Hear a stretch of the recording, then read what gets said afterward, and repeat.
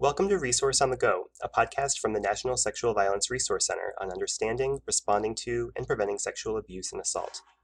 My name is Louie Marven, and I'm the training specialist at the National Sexual Violence Resource Center. This podcast is part of our Male Survivors series. Today, Michael Munson joins me for part one of a two-part conversation on working with transgender men and transmasculine survivors of sexual assault. Michael is the executive director at Forge.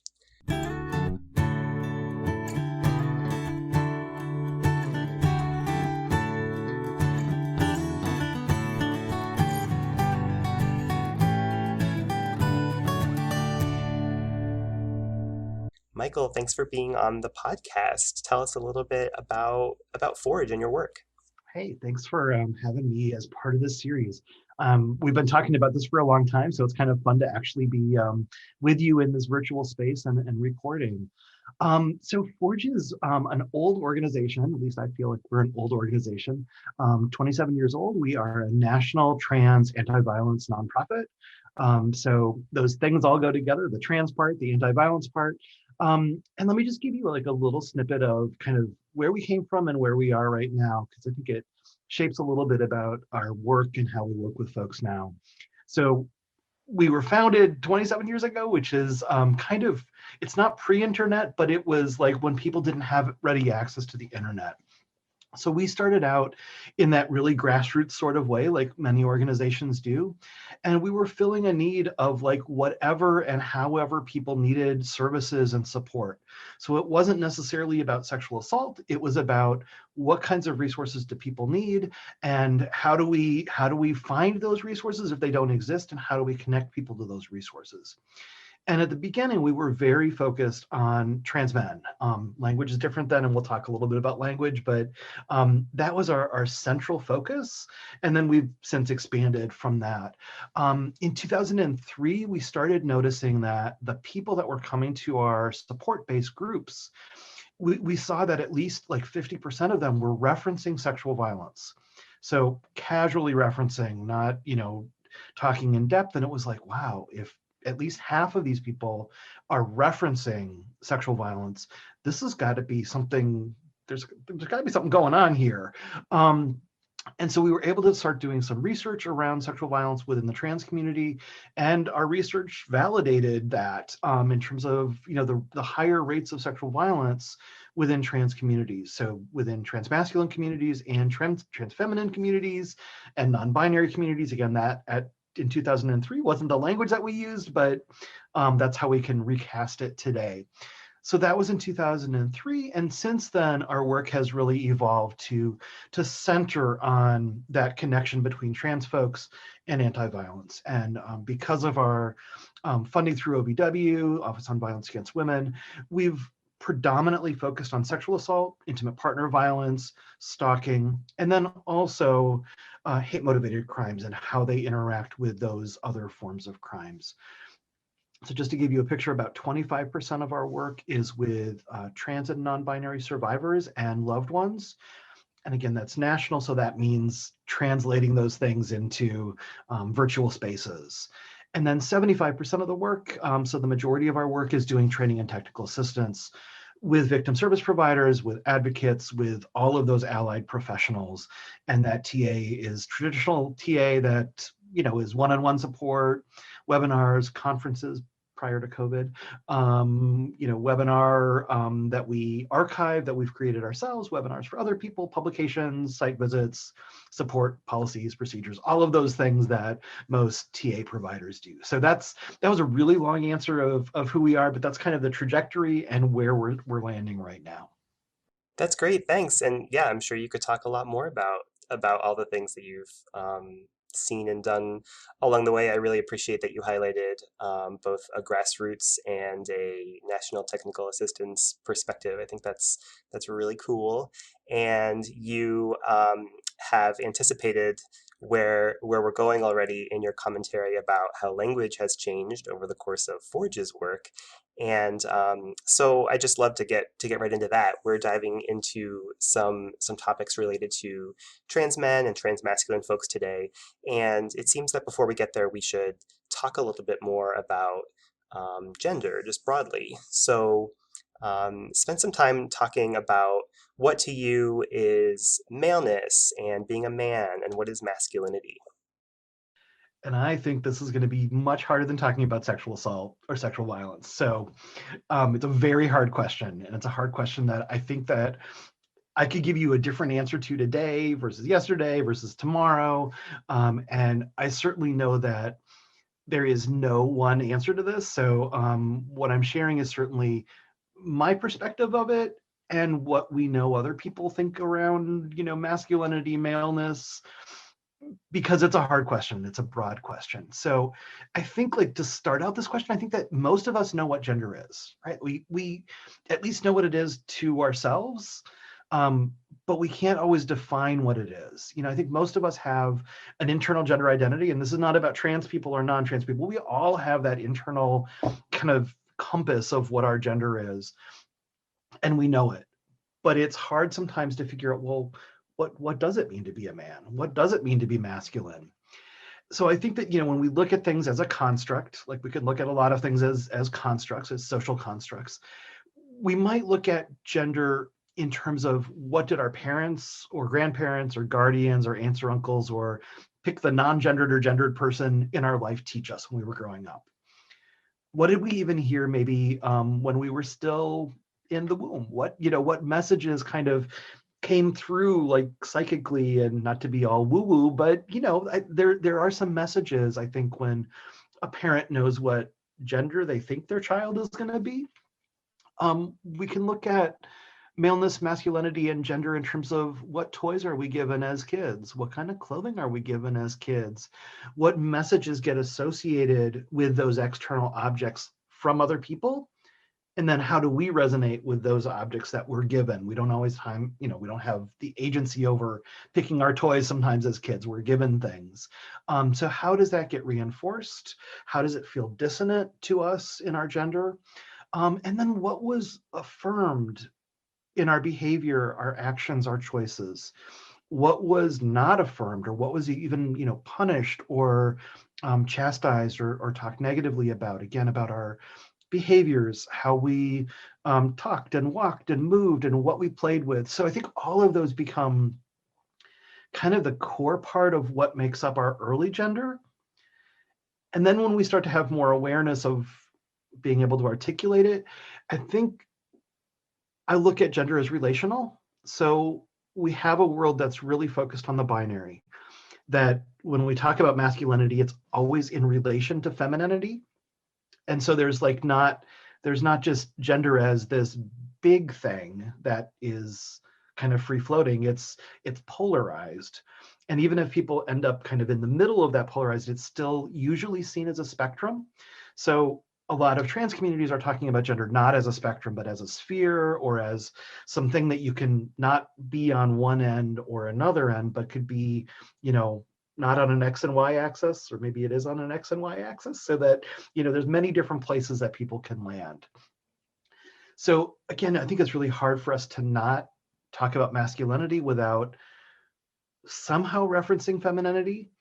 And for a lot of people, there's a charge to masculinity or femininity. There's I like this, or I don't like this. I feel more like this, or I don't feel more like this. So, I think it's hard for people sometimes to look at their own gender without having those external references of what other people think of gender. So just a couple of quick reminders that, like, gender identity is what's on the inside, gender expression is what's on the outside.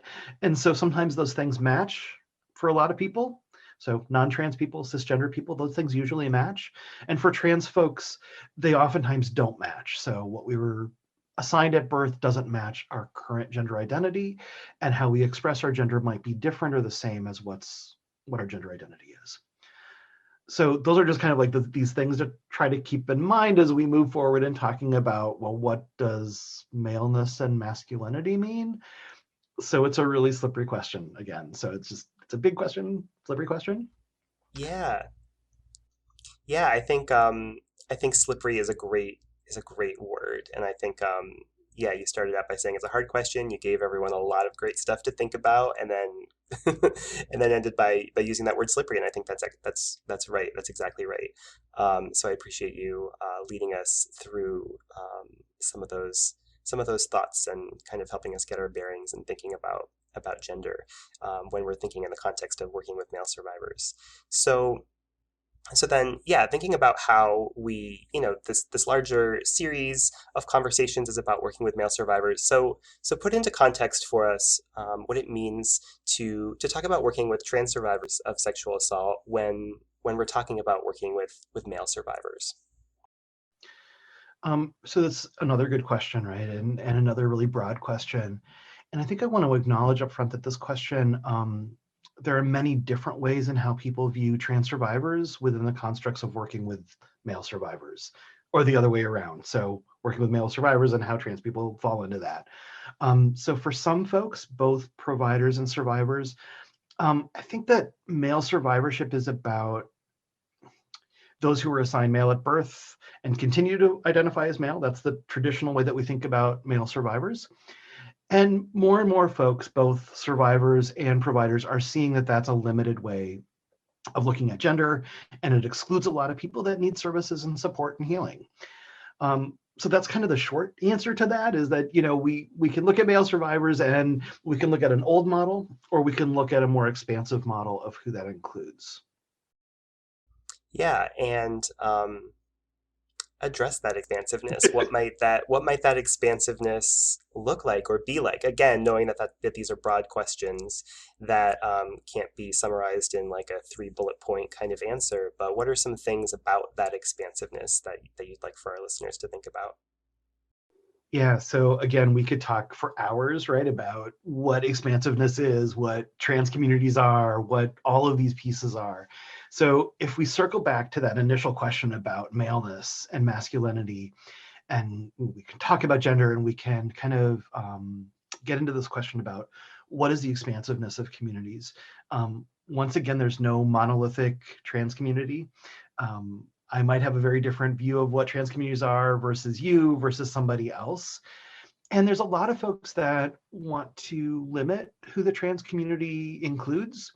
And that might be for their own process of self-identification. It might be who they find alliance with or resonance with. And at Forge, we have a really, really broad definition of who's kind of in the community and who's, well, we don't really have anybody who's not, but, in terms of like who's in. So we have a really expansive view. So let me share with you a couple of things that I often talk about when we train, which is like, well, who is in that expansive community? And what are the types of people that are in that community? And so we generally share things like that community, our community is made up of folks that are gender nonconforming. So folks that may express their gender in ways that are not like John Wayne or Marilyn Monroe. They might express something very differently with how they move through the world. Trans folks can include those folks that transition from one point to another point, and that might be from male to female, female to male, or male or female to something else in that gender spectrum. It might include people who are questioning their gender or exploring what that means. It might be people that don't fit in the binary, that don't fit on that male or female spectrum, but someplace else on the X or Y axis, whichever one of those that is. We're also seeing gender in ways that it includes people that are gender conforming. So not gender nonconforming, but gender conforming, but have a trans history. Includes folks that are multiply gendered. So that could be living parts of their life in one gender, parts of their life in another gender. It could be embodying more than one gender within themselves. And at Forge, we include family, friends, and allies, because we know that when people are experiencing sexual violence or intimate partner violence, that it impacts those folks around that trans person. So the people that love and care for trans people, we view as part of that community. So I may have gotten a little bit off track. So let me circle back if I can give you an even longer answer. So when we look at people's gender identity, it might change over time. Their gender expression might change over time. How people perceive their gender might change over time. people might hold on to parts of their past or disavow some parts of their past. And so one of the things that I was thinking about before we talked today was, I think the popular culture has picked up on the word dead naming. And it's a phrase that has become kind of both one of the cool things that people can acknowledge and also something that really is hurtful to people in many different ways. So dead naming is basically using a person's name prior to when they transitioned or a name that they don't use anymore. And it's interesting that if we look at trans folks, and this really relates to when we look at male survivorship, the gender trajectory of people. So when we look at dead naming, some people really like claiming the gender that they were assigned at birth and acknowledging that part of their history, whereas other people view it as dead naming and they want to kind of remove that part of their life. So when we look at people who want to embrace their childhood, which might include a name that's different than what they're using right now, versus other people who want to kind of cut that part of their life out, that's going to really impact how they look at their survivorship, what therapy looks like, what support groups look like. Because if people are kind of cutting off or including their childhood when abuse might have happened, it's going to change how they heal. Yeah, thank you. And I know that in this conversation, I've been using the language of trans men and transmasculine folks, or transgender men and transmasculine folks, and we've had conversations about that language too. So address that language. What's significant um, about bringing that language of trans men and transmasculine folks into the context of talking about male survivors? Yeah, great question. So again, this is another bit and piece that is complicated and it changes rapidly. So when we look at language, again, I mentioned that Forge is 27 years old. So we have heard and seen the evolution of language. So, in our notes, because we predominantly communicated by email, I noticed that you separated out trans and men. Well, it used to be trans men was one singular word rather than an adjective describing men. So like that's like one piece of how it's trained. It's changed over time. Um, one of the things that I wanted to share, and this is a different format than when we do training and technical assistance. So I feel like it allows me to share maybe a little bit of personal story in here where I would normally not. When I'm training because I know what I'm talking about sexual assault and trans folks, and my identity is not important to that conversation. But for this question, I wanted to share that, I am a person of trans history. I am someone who was assigned female at birth. And when I came out almost 30 years ago, our language was really different. Right now I look like a big, burly, bearded guy that either gets perceived as a biker or a very femme kind of Nelly gay man. Depending on what situation I'm in, I get perceived as those things. But 30 years ago, we had language that was F to M. It was female to male. And now people, even within, my community, if I use that language, will get really aggressive and say, you can't use that language. That's an offensive language, even though I still resonate with that language because that was kind of my mother tongue. That was kind of what I was born into as a trans person. So my affirmed language is being impacted by other people who think that other language is right or more right. So, that's kind of a preface. It's a longer preface to what language do people use now? And some people will really resonate with the language of trans men, either put together as one word or separated as two words. Others will identify as transmasculine and not want to claim the word men or man, even if they're living in the world and others see them as a man. But that word may not feel comfortable or good to them. So just to give folks an idea of some of the other words that people might be using. So trans men, trans man are, common words right now. Transmasculine is common. We hear in some communities language of masculine of center. So again, that goes back to, are we talking about a spectrum or a sphere of gender? And as someone, if we look at a spectrum, are they, kind of to the right of or to the left of that midpoint? A lot of non-binary folks are using AFAB or AMAB, so assigned female at birth, assigned male at birth. So they're not wanting to claim a man or a woman identity, but non-binary, and then it shows their gender vector. We can look at communities of color, communities of different places in geography, and we can hear words like stud or aggressive. And when we're talking about sexual assault, someone's identity as an aggressive becomes very dissonant for us because we think of that as a behavior rather than an identity. But within transmasculine communities, both stud and aggressive, within especially Black and Latinx communities, are identities of transmasculinity. We can also hear things like drag king, and again, that can be a really controversial subject, but that is an identity for some folks. We also hear things like new man, so NEW man, or man of trans history, or man of trans experience, or formerly trans. So like all of those things might be how somebody describes themselves, or just man with no preface of anything. Um, and I also want to just kind of branch a little teeny bit into when we're talking about male survivors, we might be talking about folks who were assigned male at birth and live more femininely. So their sexual assault may have happened when they were living or perceived as men.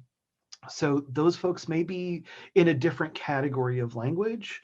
And then there are also folks, again, from maybe different cultural backgrounds, like Two-Spirit folks, that may fit somewhere in our discussion of this broad topic, or even radical fairies, the kind of gay male culture that embraces a lot of femininity, but folks are usually very male identified, even within that feminine identity. So that's a really long answer and a lot of words, and those are just a fraction of the words in the language that people might be using. Yeah, yeah, thanks. And I think that maybe to put a, I don't know, to put a button on it if that's the right language, but to say that there are lots of words using language like male survivors is complicated. Using any language about people's identities and being and their experience with gender is complicated. And I know that a way of thinking about labels and terms and identities that I have learned from Forge is by thinking of the terms paradox, which if maybe you'll allow me to say what I think the terms paradox is, and then you can you can fill in what I missed. But this idea that terms are essential and terms are meaningless, essential in the sense of as a service provider, as a human being, recognizing and using the words that somebody wants you to use for them is just about basic respect. And terms are meaningless in the sense of those terms also don't tell you everything you need to know about a person. How did I do with that, That Michael? was fantastic. That was Thank fantastic. you. Perfect. Yeah, and it's a concept that we use a lot, and it's a perfect way of saying we need to respect folks, and those terms may not tell us what we need to know to help serve people or to be with them. Yeah, perfect. Good job. Well, thank you, and thank you for that knowledge even before the context of this podcast, right? So, well, that's actually a really great um, transition into thinking about reactions to sexual violence. And we're going to do a part two to this conversation that's really more about services and advocacy. But before we do that, I just want to talk about reactions to sexual violence that may be especially relevant to trans men and transmasculine people. So, if, for example, a trans man who was always told growing up that he is a girl, incorrectly, and that sexual assault is something that happens to girls and women. What issues around those messages and that socialization might come up for him? We hear so often from survivors, transmasculine survivors, trans men who really, really believe what you just said, that sexual assault is something that happens to girls and women, and if they are a real man, it won't happen to them. Or if they were a real man, it won't happen to them. And this is a huge barrier, and we'll talk more about it in part two of kind of how that has some serious service implications. Um, in thinking about this question, I mean, it's something that we encounter a lot. So we see sometimes that people transition to male in part because they believe that they'll be safer. So not solely in because of that, but if they're kind of wavering between, am I a non-binary person, am I gender fluid, or do I want to transition to male, a lot of people that have that strong belief that sexual assault happens to girls and women really believe that they'll be safer as men. And that's a really dangerous place to be, I think, because it really, a lot of times it ends up not being true. We know that a lot of times people that experience sexual assault as children end up being sexually assaulted as adults, or having other forms of violence as adults, and that seems to be very true within trans communities as well as non-trans communities. So, the belief that it won't happen as an adult if they're living as male is, really a fallacy. And again, it kind of cuts off what did happen to them as children. I think that when we look at the folks that were sexually assaulted or abused as children, and the world saw them as female or as a girl, they oftentimes are struggling to find a path to healing. And the therapists and providers working with them may feel really challenged in how to work with them. And that kind of goes back to what we were talking about before about like the dead naming and who embraces their past versus pushes their past away. And so, there's a challenge for both service providers and for that trans person of how do we talk about, how do we work with sexual assault experiences and healing when some people want to talk about their life that might have been perceived as a different gender when they were living as a different gender, versus where they are right now. So I think that there's a big challenge with where that disconnect is or where that connection is for folks. I also wanted to note that, again, I know we're talking about male survivors and what messages people get, but when we look at folks that were assigned male at birth and who are now living as female or as trans feminine or something along that spectrum, they receive the same messages, right? Because we're all receiving the same messages in our society. We're getting the message that it's girls and women who are abused or assaulted, and men who are the perpetrators. And if that's the message that trans women are getting as well, they may not be able to encompass what happened to them as a child as abuse because they might have been perceived as a boy or being interacted with as a boy. And so that might not have been perceived as sexual assault. And so they're bringing that into their adulthood, into their female adulthood. And how does that get healed or resolved? So when we look at kind of both ends of where people are coming from and going to in their gender, there's a lot of healing implications for what they were told, which is pretty much the dominant narrative, versus what and how they were living when abuse happened or assault happened, and what gender they're living in now, whether it's binary gender or non-binary gender. So it's a complicated place, right, to be of where does healing happen? What messages are getting told? What do people take in terms of actions around it?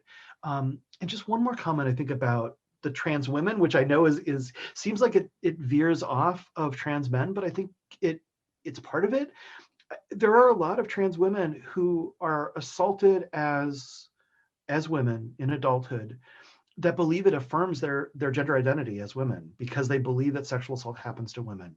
So again, what's happening when that messaging goes out, and how do they heal from that if they believe in that gender binary? So again, that kind of shifts us away from trans men, but I think it's part of that in terms of how do people heal, what pieces of themselves do they need to bring forward, and masculinity for trans women might be a piece that needs to get brought forward in their healing, just like for trans men, their life when being perceived as a girl or a woman might need to come forward, even if they're living and being and affirmed as men now. Long answer. Yeah, so I mean, I think it even sounds to me like part of what you're saying is that the gender binary or the idea that what we're assigned as birth, the wrong idea that what we're assigned as birth is who we really are in some sort of essential way, um, is part of violence in its own right, and then is also wrapped up in sexual violence that have a lot of implications for healing. Um, I know that we have also talked about another language issue around the idea of of passing. So if that's language that maybe listeners have heard of, could you help kind of frame that and connect it a little bit to this idea of reactions to sexual violence? Yeah, totally. And again, all of these questions are complicated, right? And all of these questions are, all these topics have people that have strong feelings about them. So kind of presenting in a neutral way, just acknowledging that passing as a word is really charged for some people, and it's either embraced or really pushed away, both within trans communities as well as within provider circles. So just for folks that may not be familiar with what passing tends to mean, it's almost always linked to a binary. So people are said, are you passing as a woman? Are you passing as a man? So it's linked to, are you being perceived as your affirmed gender? Or are people seeing you as trans or your prior gender or another gender? So passing is something that really plays a role when we look at survivorship spaces. So if a space is created for male survivors, for example, like in a group setting or a retreat, or even a program, like schools talk about harm reduction and they pull the boys in one group and the girls in another group.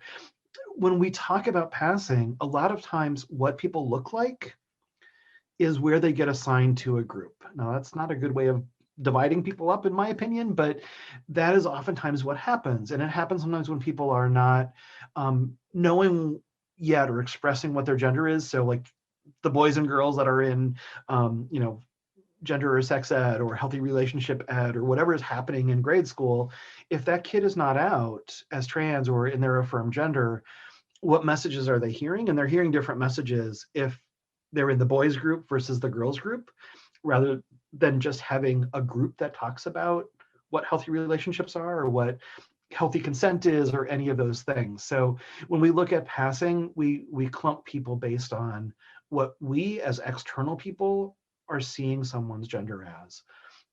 And I think this kind of relates to the whole concept of, why do we talk about male survivors? Right? Why do we talk about female survivors? Actually, we don't really talk about female survivors. We tend to think about survivors as female, right? It's like it's an assumed thing, unless if we say male survivors. And that leaves out so many different people that don't fit into either of those things. So not to kind of mess up the whole purpose of the series, right, on male survivorship, but it does complicate things for folks that don't fit within that. Whether it's as an adult or as a child. So obviously, you can hear my opinions about how this is not necessarily a great way of looking at the world, because it doesn't always serve people in ways that are affirming to them. So, when we look at survivorships and about what should be allowed or what should be encouraged, I'm hopeful that victim service providers in particular want to empower people, want to give people control and agency over who they are, to define their own narrative, and to affirm what their identity is, what their language is, what their experiences are, and what their healing is. So, I think we need to look at all of that when we're looking at how do we explore male survivorship and how trans folks fit into that. Definitely. Michael, you're not ruining or interrupting or whatever language you used. The point of the series, you're complicating it in a really great way that I really appreciate. And you're leaving us on this great note of thinking about support groups and advocacy that we're really going to delve into in the next part of our conversation. So thank you so much for joining us today. And we invite listeners to check out part 2 of this conversation, when we'll focus more on providing services to transgender men and transmasculine survivors of sexual assault. We also invite listeners to learn more about working with male survivors by checking out the links in the show notes.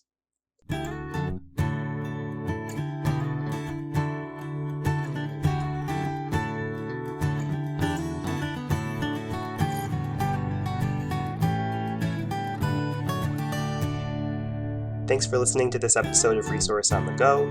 For more resources and information about understanding, responding to, and preventing sexual assault, visit our website at www.nsvrc.org. You can also get in touch with us by emailing resources@nsvrc.org.